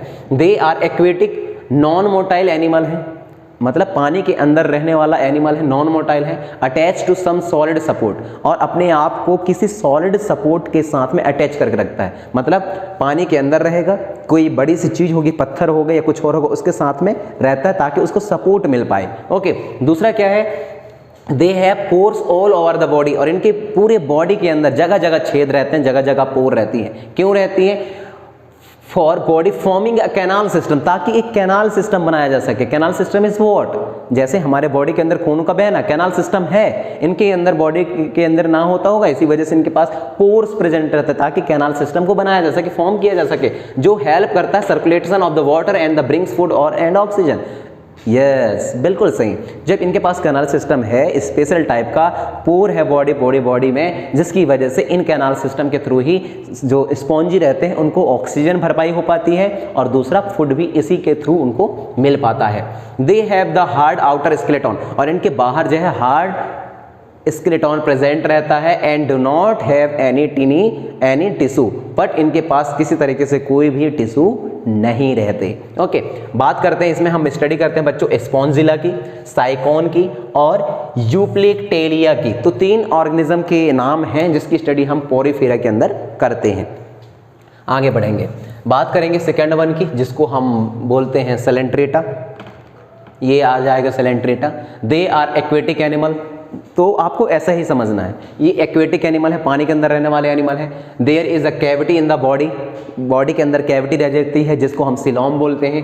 The body have 2 layer of the cell, body के पास 2 लेयर ऑफ सेल रहते हैं, and outer layer and inner layer, मतलब एक आउटर लेयर रहेगा और एक inner layer, 2 body layer cells रहते हैं। सम लिव इन अ कॉलोनी, और ज़्यादातर कुछ ऑर्गेनिज्म सेलेंट्रेटा कैसे हैं जो कि कॉलोनी में रहते हैं, कॉरल्स में रहते हैं, एंड अदर आर सिंगल, और कुछ ऑर्गेनिज्म ऐसे भी हैं जो सेलेंट्रेटा में स्टडी तो करते हैं लेकिन कॉलोनी के साथ में न रह करके ये बाहर सेपरेट और सिंगल रहते हैं। बच्चों बात करते हैं एग्जाम्पल की, कॉरल्स की स्टडी करते हो आप सेलेंट्रेटा में, हाइड्रा की स्टडी करते हो आप सेलेंट्रेटा में, जेलीफिश की स्टडी करते हो आप सेलेंट्रेटा में, सी एनेमोन्स की स्टडी करते हो आप सेलेंट्रेटा में, जो इनका स्ट्रक्चर आपको नीचे देख सकते हो।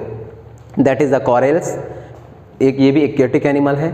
जेलीफिश, ये भी एक एक्वेटिक एनिमल है। आप देखते होंगे जेलीफिश वाइट कलर का होता है, ट्रांसपेरेंट जैसा लगता है। ओके, सी एनोम, इसकी भी बात करोगे तो इसकी भी स्टडी अपन लोग सैलेंट्रेटा के अंदर ही करते हैं।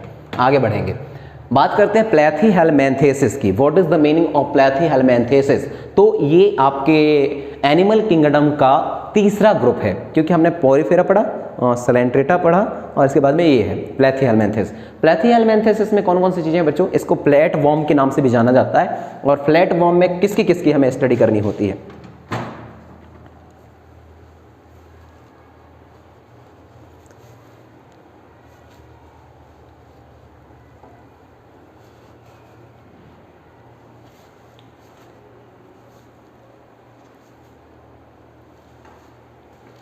ओके, तो हम बात कर रहे थे प्लेथीहेलमिन्थेसिस की।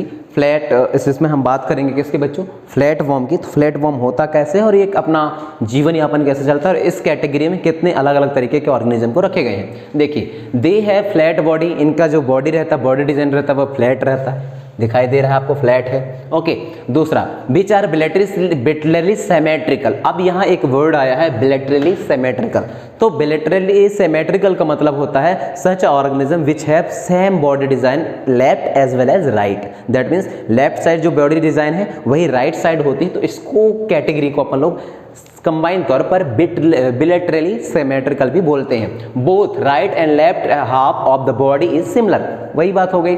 Okay, they have 3 layer of the cell and are called triploblastic.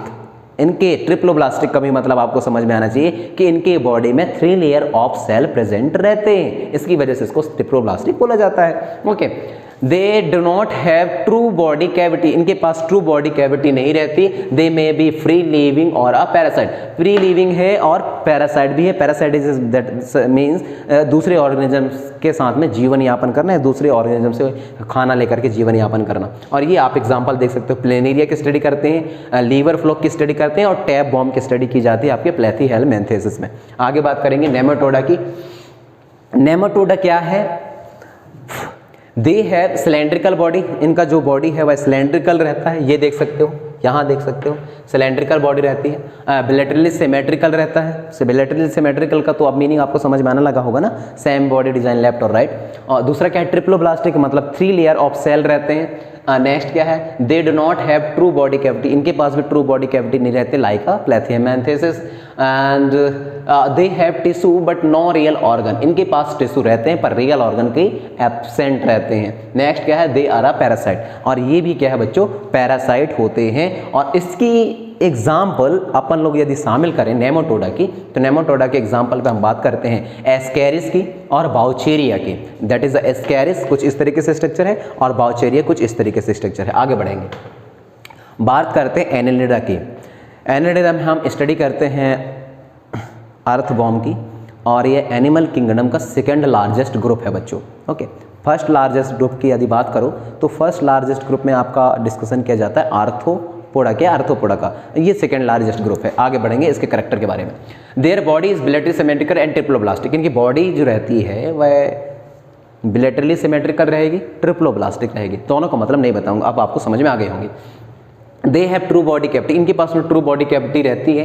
There is a differentiation of organ. इनके जो ऑर्गन है वह डिफ्रेंशिएट होते हैं। नेक्स्ट क्या है? They are found in a water and on the land. ये पानी के अंदर भी पाए जाते हैं और पानी से बाहर भी पाए जाते हैं। इसमें हम स्टडी करते हैं अर्थवॉर्म की, नेरिस की, लीच की। ओके, तो लीच आपने तो सुना होगा, ये लीच थेरेपी बहुत ही ज़्यादा आजकल प्रचलन में चल रहा है। तो इस ऑर्गेनिज्म का यूज़ है, इस एनिमल का यूज़ है किसी भी जगह पर जब फोड़े निकल आते हैं, जैसे गाल में पिंपल्स का निकल आना, तो इनके ट्रीटमेंट के लिए बेस्ट ट्रीटमेंट मानी जाती है लीच थेरेपी की। हम कोशिश करेंगे कि लीच थेरेपी का एक अच्छा सेपरेट वीडियो आपको दें, वो बहुत ज़्यादा फायदेमंद रहेगा।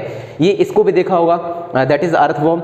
ये देखा होगा अर्थवॉर्म ये। और उसके बाद में ये केचुआ, केचुआ नहीं, इसको क्या बोलते हैं घर के लैंग्वेज में, जो बारीक चलता हुआ आता है बरसात के दिनों में, घर में आ जाती है नेरिस। ओके, आगे बढ़ेंगे। ओके, बात करते हैं आर्थ्रोपोडा की। दैट मीन्स ज्वाइंट लेग्स, मतलब डबल ज्वाइंट लेग पाए जाते हैं आर्थ्रोपोडा के ग्रुप में। और ये आपके एनिमल ग्रुप का सबसे बड़ा ग्रुप है बच्चों, एनिमल किंगडम का सबसे बड़ा ग्रुप है, लार्जेस्ट ग्रुप है। They have bilaterally symmetrical body, इनके पास भी जो बॉडी डिजाइन है वह लेफ्ट और राइट एक साइड जैसी होती है, जिसको बिलेटरली सिमेट्रिकल भी बोला जाता है। The body is segmented, but body के अंदर सिगमेंट पाए जाते हैं। सिगमेंट इज व्हाट, आपको तो एनालिडा में भी ये बिहेवियर लिखनी चाहिए कि बॉडी के अंदर सिगमेंट पाए जाते हैं। सिगमेंट का मतलब होता है unit unit unit unit, that means unit by unit कटे रहते हैं और सब यूनिट मिलकर के किसी पर्टिकुलर बॉडी डिजाइन को परफेक्ट करते हैं, उनको बोला जाता है सिगमेंट। दैट मीन्स आप देख सकते हो यहाँ से यहाँ तक का हिस्सा अलग, यहाँ से अलग, यहाँ से अलग, यहाँ से अलग, ऐसा सिगमेंट कटे जैसे लगे रहते हैं। आप इसमें देख सकते हो ये भी कटे जैसे लग रहे हैं, तो सिगमेंट पाई जाती है, बात सही है। नेक्स्ट क्या है आपका, they have an open circulation system. Open circulation system है, the body cavity is filled with the blood, जो बॉडी कैविटी है उसके अंदर ब्लड भरा रहता है। Okay, they have joint leg, और उसके हर आर्थ्रोपोडा के हर एक कैटेगरी के जितने भी एग्जाम्पल हम लेंगे वो जॉइंट लेग वाले लेंगे। ओके, बात करते हैं इसमें स्टडी की जाती है प्रॉन की, दैट मीन्स झींगा, क्रैब की, दैट मीन्स केकड़ा, कॉकरोच की, दैट मीन्स दिसवर्म। ओके, और स्पाइडर, दैट मीन आपको पता है मकड़ी, ये है। इसके बाद स्कॉर्पियन की स्टडी करते हैं, दैट मीन्स दिसवर्म, और बटरफ्लाई की स्टडी करते हैं, हाउस फ्लाई की स्टडी करते हैं, और सेंट्रीपैड्स की स्टडी भी इसी के अंदर की जाती है, जिसको आप लोग आर्थ्रोपोडा के नाम से भी जानते हो। आगे बढ़ेंगे, बात करते हैं बच्चों मोलस्का की। मोलस्का के कैरेक्टर देखेंगे और इसमें किस तरीके के ऑर्गेनिज्म को शामिल किया गया इसको भी समझेंगे। देखिए, दे हैव बिलेटरली सिमेट्रिकल, ये भी बिलेटरली सिमेट्रिकल होते हैं। Coelomic cavity is reduce, coelomic cavity इसमें थोड़ा सा रेड्यूस हो जाता है। नेक्स्ट क्या है, they are the little segmentation, segmentation होता है बस थोड़ा सा कम कंपेरिजन टू द आर्थ्रोपोडा और एनालिडा। ओके, नेक्स्ट क्या है, they have open circulatory system and the kidney like organ for the excretion. इनके जो है ओपन सर्कुलेशन सिस्टम होता है और एक्सक्रीशन, एक्सक्रीशन का मतलब होता है वेस्ट चीजों को बाहर निकालने की प्रोसेस, तो उनके लिए स्पेशल ऑर्गन पाए जाते हैं जिसको आप लोग किडनी ऑर्गन भी बोलते हो बच्चों। नेक्स्ट देखिए, they have feet for moving around, इनके पास में पैर भी होते हैं ताकि अपने अगल बगल ये घूम सकें, मूव कर सकें। और इसकी एग्जाम्पल के तौर पर हम बात करते हैं स्नेल की, म्यूसिल्स की, चिटॉन की और ऑक्टोपस की, तो इन सब की स्टडी अपन लोग मोलस्का में ही करते हैं। तो आप देख सकते हो पाइला, दैट इज अ स्नेल, पाइला कुछ इस तरीके से रहता है, आपको बरसात के सीजन पर देखने को मिल जाएगा आसानी से। यूनियो, दैट इज अ मॉशल्स, ये भी देखने को मिल जाएगा। चिटॉन, ये भी देखने को मिल जाएगा। और ऑक्टोपस भी, जिसके 8 पैर होते हैं और इसके ब्लड का कलर ब्लू रहता है, ध्यान रखना। ओके, आगे बढ़ेंगे, बात करेंगे एकाइनोडर्मेटा की, जिसको अपन लोग स्पाइनी स्किन भी बोलते हैं। What is the meaning of spiny skin, देखते हैं कैरेक्टर को, देखते हैं फिर समझते हैं। They are spiny skin organism, spiny skin organism मतलब चिकनाहट बहुत ज्यादा रहती है इन सारे जानवरों के सरफेस पे, बॉडी सरफेस पे। ओके बच्चों, नेक्स्ट क्या है, they are free living marine animal, पानी के अंदर, समुद्र के अंदर रहने वाले ऑर्गेनिज्म हैं। मैराइन का मतलब होता है समुद्र, समुद्र के अंदर रहने वाले ऑर्गेनिज्म हैं। They are triploblastic, 3 layer of the cells रहते हैं, सिलोमेटिक कैविटी रहती है, वाटर फिल्ड ट्यूब रहते हैं, फीट रहता है जिसकी वजह से ये मूवमेंट कर पाते हैं। They have hard skeleton made of the calcium carbonate, और इनके पास में हार्ड स्केलेटन रहता है जो कि कैल्शियम कार्बोनेट का बना होता है। नेक्स्ट क्या है, इसकी स्टडी हम करते हैं स्टारफिश में, सी ऑर्चिन की, फेदर स्टार की और सी कुकुम्बर की स्टडी भी आपको एकाइनोडर्मेटा के अंदर ही करने पड़ते हैं। तो ये है स्टारफिश, सी ऑर्चिन, फेदर स्टार, सी कुकुम्बर, इन सब की स्टडी अपन लोग इसमें करते हैं। आगे बढ़ेंगे और बात करेंगे प्रोकोर्डेटा की। प्रोकोर्डेटा में कौन कौन सी चीजें हैं जिसको शामिल किया गया है, देखते हैं। They have bilaterally symmetrical and triploblastic, ये भी बिलेटरली सिमेट्रिकल है और ट्रिप्लोब्लास्टिक है। द हैव सिलोमिक कैविटी, जिनके पास में सिलोमिक कैविटी रहती है। The have are notochord with is long rod like structure, और साथ में बच्चों मजे की बात यह है कि प्रोकोर्डेटा में नोटोकॉर्ड भी प्रेजेंट रहता है, जो कि एक तरीके का क्या है, यहां देखो, which are long rod like structure है along its back to which muscles are attached and help to movement. That means यहां नोटोकॉर्ड यहां से लेकर के यहां तक प्रेजेंट रहते हैं, जिसको आप बैकबोन बोल सकते हो, वही नोटोकॉर्ड जैसा है क्योंकि वो रॉड लाइक स्ट्रक्चर बोल रहा है, बात पते की है। दूसरा क्या है, अलॉन विद बैक, बैक में रहता है। और तीसरा क्या है, मसल्स के साथ में अटैचमेंट करके रखता है, जो मदद करते हैं इन ऑर्गेनिज्म को मूवमेंट करने के लिए। और प्रोकोर्डेटा में अपन लोग स्टडी करते हैं बच्चों ब्लैगेनोगोलसस की, एम्फिओक्सस की और हार्डेमेनिया की। ओके, तो ये कुछ ये है, जो ये है बेलोंग्लोसस, ये है आपका एम्फिओक्सस, ये है, और हार्डेमेनिया ये है, जिनकी स्टडी अपन लोग प्रोकोरिडेटा के अंतर्गत करते हैं। आगे देखिए, बात करते हैं वर्टिब्रेटा की। वर्टिब्रेट्स क्या हैं और इसमें किस तरीके की चीज़ें अपन लोग स्टडी करते हैं। देखिए, दे हैव वर्टिब्रल कॉलम, इनके पास में वर्टिब्रल कॉलम रहता है। इंटरनल स्केलेटन पाए जाते हैं, इंटरनल स्केलेटन भी प्रेजेंट रहता है किस केसेस में, वर्टिब्रेटा के केसेस में। जबकि हाँ ठीक है, इंटरनल स्केलेटन पाए जाएंगे, लेकिन आप जब इंटरनल स्केलेटन को छोड़ो तब आपको, जब आप बात करते हो, देखो भूल रहा हूँ मैं, इनवर्टिब्रेटा की जो हमने पहले पढ़ लिया 6-7 जो भी आपके ग्रुप थे, तो उसमें इंटरनल स्केलेटन प्रेजेंट नहीं रहते थे, इन सब में एक्सटर्नल स्केलेटन प्रेजेंट रहते हैं। इनका भी जो बॉडी है वह बिलेटरली सिमेट्रिकल होता है, ट्रिप्लोब्लास्टिक होते हैं, सेलोमिक कैविटी पाई जाती है, डिफरेंशिएट रहता है बॉडी और ऑर्गन और टिश्यू में ये डिफरेंशिएट रहते हैं। किसमें बच्चों, Prochordata Vertebrata. Their body consist of the 4 region, और इनकी जो बॉडी है, इन सारे ऑर्गेनिज्म की बॉडी 4 हिस्सों में बदले रहते हैं, जिसको हम बोलते हैं क्या, हेड आपको देखने को मिल जाएगा आपको वर्टिब्रेटा में, नेक देखने को मिल जाएगा, ट्रैंक देखने को मिल जाएगा और टेल देखने को मिल जाएगा। तो ये सारे आपके बॉडी डिफरेंशिएट होती है और बनी रहती body. They have 2 pair of the fine और लिम्ब, इनकी टू पेयर फिन रहेंगे, मतलब पंख रहेंगे, और दूसरा या पंख नहीं है तो लिम्ब रहेंगे या पैर रहेंगे। ओके, नेक्स्ट क्या है, दे रिस्पायरेशन इन एक्वेटिक फॉर्म, और साथ में ये सारा दैट मीन्स वर्टिब्रेटा जो होते हैं ये रिस्पायर कर पाते हैं एक्वेटिक फॉर्म ऑक्सीजन को, डिजॉल्व ऑक्सीजन को by the help of gills. And land वाले जो ऑर्गेनिज्म है वह रिस्पायर कर पाते हैं अपने आप को बाय द लंग्स। नेक्स्ट बात करते हैं, दे सेक्सेस आर सेपरेट, और इसमें जो सेक्स ऑर्गन रहते हैं वह सेपरेट रहते हैं, मतलब 2 अलग अलग ऑर्गेनिज्म रहेंगे, एक में मेल कैटेगरी दूसरे में female category, that means separate sex organ पाए जाते हैं। ओके, Vertebrata are the grouped into 5 classes, तो जो वर्टिब्रेटा है उसको 5 क्लासेस में डिवाइड किए गए हैं बच्चों। तो 5 क्लासेस कौन कौन से हैं, वह है आपका फिशेस, जिसमें आप फिश की स्टडी करते हो, वह है आपका एम्फीबिया, जिसमें आप मेढक दैट मीन्स फ्रॉग की स्टडी करते हो, रेप्टिलिया जिसमें स्केल प्रेजेंट रहते हैं और आप सांप की स्टडी करते हो, एविस दैट मीन्स बर्ड जो कि जिनके पास बीक रहता है, चोंच रहता है, उसकी स्टडी करते हो, मेमेलिया जो कि डायरेक्ट बच्चों को ही जन्म देता है, उनकी स्टडी आप मेमेलिया के अंतर्गत करते हो। आगे बढ़ेंगे, ये देख सकते हो फिशेस की स्टडी। फिशेस की स्टडी क्या है, देखिए फिशेस में क्या है बच्चों, they are fish living in a water, मतलब फिश है पानी के अंदर रहेंगे, स्किन जो है कवर रहेगा और स्केल्स प्रेजेंट रहेंगे, प्लेट रहेगा। प्लेट का मतलब होता है, आपने देखा होगा ये आपका फिश है, फिश में वाइट कलर के ऐसे प्लेट लगे रहते हैं, तो प्लेट भी प्रेजेंट रहते हैं। रिस्पायरेशन के लिए स्पेशल ऑर्गन पाया जाता है जिसको कि गिल्स बोलते हैं, और ये डिजॉल्व ऑक्सीजन को इनटेक करते हैं बच्चों।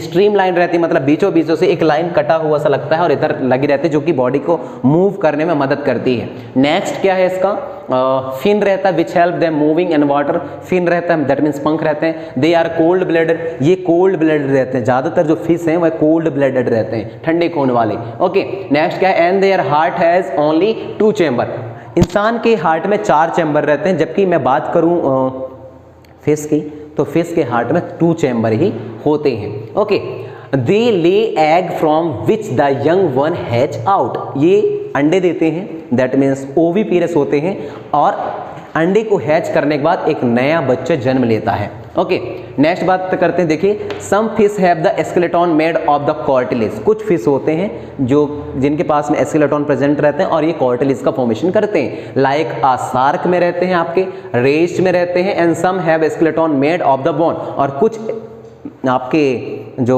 वो हैं फिश हैं उसमें जो स्केलेटन रहेंगे वो बोन बनाते हैं, बोन के बने होते हैं, कार्टिलेज बनाते हैं, जैसे कि टूना, राहू, और that is a torpedo is nothing but the electric rays generator. Okay, तो देखिए शार्क मच्छी को आप फिशेस के अंतर्गत पढ़ते हो, टूना मच्छी को आप फिशेस के अंतर्गत पढ़ते हो। इलेक्ट्रिक रेस जनरेट करने वाली मच्छी का नाम है बच्चों टॉर्पेडो, दैट मीन्स ये इलेक्ट्रिक करंट को रिलीज करता है अपने शत्रु से अपने आप को बचाने के लिए। दूसरा क्या है, स्टिंग रेसेस वाले जो मच्छी है उसकी भी स्टडी करते हैं, और राहु मच्छी की भी स्टडी अपन लोग फिश के अंतर्गत करते हैं। दूसरा क्या है आपका, दूसरा आप बात करते हैं एम्फीबिया की। Amphibia, what is the meaning of Amphibia, मैंने बोला कि such a organism which live outside of the body as well as inside of the body. अब देख आउटसाइड ऑफ द एक्वेटिक और इनसाइड ऑफ द एक्वेटिक, ये है। Okay, देखिए example देखिए, they are found in land and water, that means ये पानी में भी पाए जाते हैं और पानी से बाहर भी पाए जाते हैं बच्चों। Okay, they do not have scale, इनके पास में किस तरीके से स्केल सिस्टम नहीं होती, बट हैव म्यूकस ग्लैंड, पर इनके पास में म्यूकस ग्लैंड होती है इनके स्किन पे, जिसकी वजह से इनके बॉडी का जो है वह स्लिमी बना रहता है। ओके, रिस्पायरेशन के लिए गिल्स प्रेजेंट रहते हैं और लंग्स भी प्रेजेंट रहते हैं। दे हैव ले एग्स, और ये अपना जो अंडे हैं पानी के ऊपर देते हैं। ओके, इसमें आप बात करते हो फ्रॉग की, टोड की, वो भी एक तरीके का मेढक है, ये भी मेढक की वैरायटी है। और तीसरा आप बात करते हो सैलेमेंडर्स की, जो कि ये है। ओके, तो मेरे ख्याल से एम्फीबी भी समझ में आई होगी। बात करते हैं रेप्टाइल की। रेप्टाइल्स में देखिए क्या है इसके कैरेक्टर और कौन कौन से ऑर्गेनिज्म है जिसकी स्टडी हमें इसमें करते हैं। देखिए, Reptilia they have scale and the breathe through lungs, मतलब रेप्टिलिया में स्केल प्रेजेंट रहते हैं। जैसे आप बात करते हो टर्टाइल की, जैसे आप बात करते हो स्नेक की, तो इनके बैक साइड पलट के देखिए वाइट कलर के स्केल प्रेजेंट रहते हैं बच्चों, और ये सारे के सारे लंग्स वाले रहते हैं, सांस लेते हैं, रिस्पायरेशन करते हैं, तो इनको स्पेशल ऑर्गन दिया गया है लंग्स के through. They are cold blooded, और ये भी कोल्ड ब्लडेड होते हैं। कोल्ड ब्लडेड दैट मीन्स ठंडे खून वाले होते हैं। तो आपने अक्सर देखा होगा सांपों को कि जब पानी के अंदर रहते हैं तो खूब टाइम तक ये ठंडे जगह पर नहीं रह सकते, वैसे इनके बॉडी कोल्ड ब्लडेड है, तो ये हमेशा धूप सेकने के लिए बाहर आ जाते हैं। जब खूब तेज से धूप तिप रहा हो तब ऐसे केसेस पर स्नेक बाहर निकल के आ जाते हैं। क्यों? क्योंकि उनको एक्स्ट्रा हीट की जरूरत पड़ती है, इनका ब्लड कोल्ड ब्लडेड होता है इस वजह से। ओके, नेक्स्ट बढ़ते हैं। 4 chamber, they have 3 chambered heart, 3 chamber heart रहते हैं मोस्ट ऑफ देम में, ज़्यादातर में 3 चैम्बर्ड हार्ट रहेंगे। बट क्रोकोडाइल की बात करूं तो क्रोकोडाइल में 4 चैम्बर हार्ट रहता है। और ज़्यादातर जो रेप्टाइल्स है बच्चों वो एग रिलीज करते हैं, दैट मीन्स ओविपेरस होते हैं with hard covering in water. Okay, hard covering in water. अब देखिए एग्जाम्पल में स्नेक की स्टडी अपन लोग इसमें करते हैं, टर्टल की स्टडी इसमें करते हैं हम, लिजार्ड की स्टडी और क्रोकोडाइल की स्टडी इसमें करते हैं अपन लोग। तो ये देख सकते हो स्नेक, लिजार्ड, टर्टल, क्रोकोडाइल और फ्लाइंग लिजार्ड। फ्लाइंग लिजार्ड का मतलब होता है ये वाला लिजार्ड उड़ता है, फ्लाई करता है बच्चों। ओके, आगे बात करेंगे रेप्टाइल्स के बाद हमारा क्या आ जाता है बच्चों। रेप्टाइल्स के बाद हमें किस चीज की स्टडी करनी है? Okay, that is aves. Aves is nothing but the birds. Okay, birds की स्टडी। कैरेक्टर देखते हैं। दे आर वार्म ब्लडेड, गर्म खून वाले हैं, एनिमल हैं। दे हैव 4 चैम्बर हार्ट, इनके पास भी 4 चैम्बर हार्ट रहता है। दे ब्रीथ थ्रू लंग्स, ये लंग्स के थ्रू ब्रीथ करते हैं बच्चों। दे have N outer covering of the feather, बाहर कवर करने के लिए बॉडी को एक फेदर रहता है, मतलब पंख रहते हैं। ओके, दे आर 2 4 लिम्ब, आगे के 2 4 लिम्ब है कन्वर्टेड रहते हैं, मॉडिफाई रहते हैं विंग्स में, पंख में, और फ्लाइंग के लिए काम करते हैं वो। और पीछे और ये ओविपेरस होते हैं, मतलब ये भी अंडे देते हैं। और इसमें हम एग्जांपल की बात करते हैं तो क्रो की स्टडी करते हैं, स्पैरो की स्टडी करते हैं, दैट मीन सेकंड वन वाला, पीजन की स्टडी करते हैं, लास्ट वन कबूतर, डक की स्टडी अपन लोग एविस में करते हैं, स्टॉर्क और ऑस्ट्रिच की स्टडी भी अपन लोग एविस में करते हैं। अब हमारा पूरा एनिमल किंगडम का लास्ट फाइलम बचा हुआ है, लास्ट क्लास, जिसको हम मेमेलिया बोलते हैं, इसके बारे में पढ़ते हैं। ये देख सकते हो मेमेलिया, मैमल्स। इसके 2 कैरेक्टर मैं आपको बता दूं। ज़्यादातर आपके हर्बीवोरस, ओमनीवोरस और फिर कॉर्निवोरस, ये सारे वोरस होते हैं इसमें आपको, ठीक है। और इनके पास में मेमरी ग्लैंड रहता है अपने बच्चों को दूध पिलाने के लिए, और ये यंग वन को जन्म देते हैं, बर्थ करते हैं, प्रोड्यूस करते हैं, ना कि एग के जैसे देते। दैट मीन्स ये विविपेरस होते हैं। आप समझिए, दे आर वार्म ब्लडेड, ये भी वार्म ब्लडेड होते हैं जैसे कि एवीज होते हैं। दे हैव 4 चैम्बर हार्ट, इनके पास भी 4 चैम्बर हार्ट रहता है। दे हैव मेमरी ग्लैंड, इनके पास में मेमरी ग्लैंड रहता है, दुग्ध ग्रंथियाँ रहती है, जिसकी वजह से ये अपने बच्चों को दूध पिला पाते हैं। For a protection of the milk to nourish their young one, अपने बच्चों को दूध पिलाने के लिए प्रोटेक्शन करते हैं मिल्क का। द स्किन हैज़ हेयर, स्किन के ऊपर हेयर्स प्रेजेंट रहते हैं बच्चों।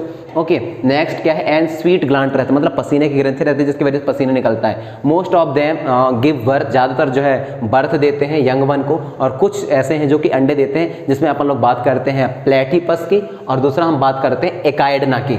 एग्जाम्पल किसकी बात करें? कैट की स्टडी अपन लोग करते हैं इसमें, डॉग की, लॉयन की, टाइगर की, वेल मच्छी की। देखो वेल एक मच्छी है, फिर भी इसमें स्टडी करते हैं इसलिए क्योंकि बच्चों वेल जो है अपने ही जैसे यंग वन को बर्थ देती है, मतलब वो बच्चों को जन्म देती है। बैट की स्टडी करते हैं, चमगादड़, इसमें भी पंख रहते हैं, लेकिन इसकी स्टडी आपको बर्ड में करनी चाहिए, इसमें क्यों करते हैं? क्योंकि ये भी अपने बच्चों को जन्म देती है। कौन? बैट।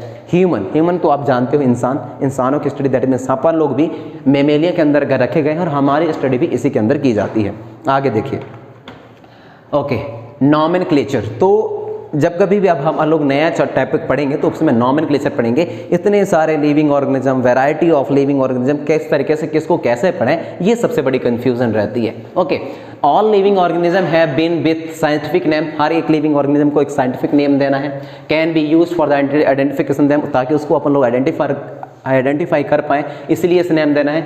दुनिया के किसी भी जगह में उसी नाम से उसे जाना जाए, इस वजह से भी देना है। तो the system of classification naming organism is called the binomial nomenclature. तो एक ऐसा सिस्टम जिससे किसी पर्टिकुलर ऑर्गेनिज्म को नाम दिया गया, उसको बाइनोमियल क्लासिफिकेशन बोलते हैं। और बाइनोमियल क्लासिफिकेशन पे 2 पार्ट्स होते हैं। फर्स्ट पार्ट, यदि हम किसी पर्टिकुलर ऑर्गेनिज्म का फर्स्ट नाम बताते हैं तो वो जेनस को बताते हैं, जबकि सेकेंड नाम आपको बताता है स्पीसीज को। The system of naming we use today was the introduced by the Carolus Linnaeus. तो ये 2 किंगडम क्लासिफिकेशन, बाइनोमियल क्लासिफिकेशन, ये आपका दिया गया था बच्चों कैरोलस लिनियस के द्वारा 1753 में, जिसमें हर एक ऑर्गेनिज्म के 2 नाम होंगे। इंसान का साइंटिफिक नाम क्या है? Homo sapiens. आम का साइंटिफिक नाम क्या है? मोनिफेरा इंडिका। ओके, तो हर एक चीज के 2 नाम होंगे। इसकी कंफ्यूजन इस वजह से भी पड़ी और इसकी जरूरत इस वजह से भी पड़ी बच्चों, क्योंकि आप कुत्ता जानते हो, हिंदी में बोलते हैं कुत्ता, इंग्लिश में बोला जाता है डॉग, तमिल में बोला जाता है ताई, और भोजपुरी में बोला जाता है कुकुर। मतलब एक ही देश में एक पर्टिकुलर ऑर्गेनिज्म का नाम एक जैसा नहीं है। तो इस तरीके की समस्याओं को निपटाने के लिए साइंटिफिक नेम दिए जाते हैं, जो कि पूरी दुनिया के किसी भी हिस्से में एक्सेप्टेबल होते हैं और उसी नाम से जाने जाते हैं। ओके, तो आज के लिए इतना ही। Okay, you can join our official YouTube channel और दिस इज़ आवर वेबसाइट। मिलते हैं बहुत जल्द नए सेशन के साथ में, तब तक खुश रहिए, सलामत रहिए। Thank you so much guys, thank you.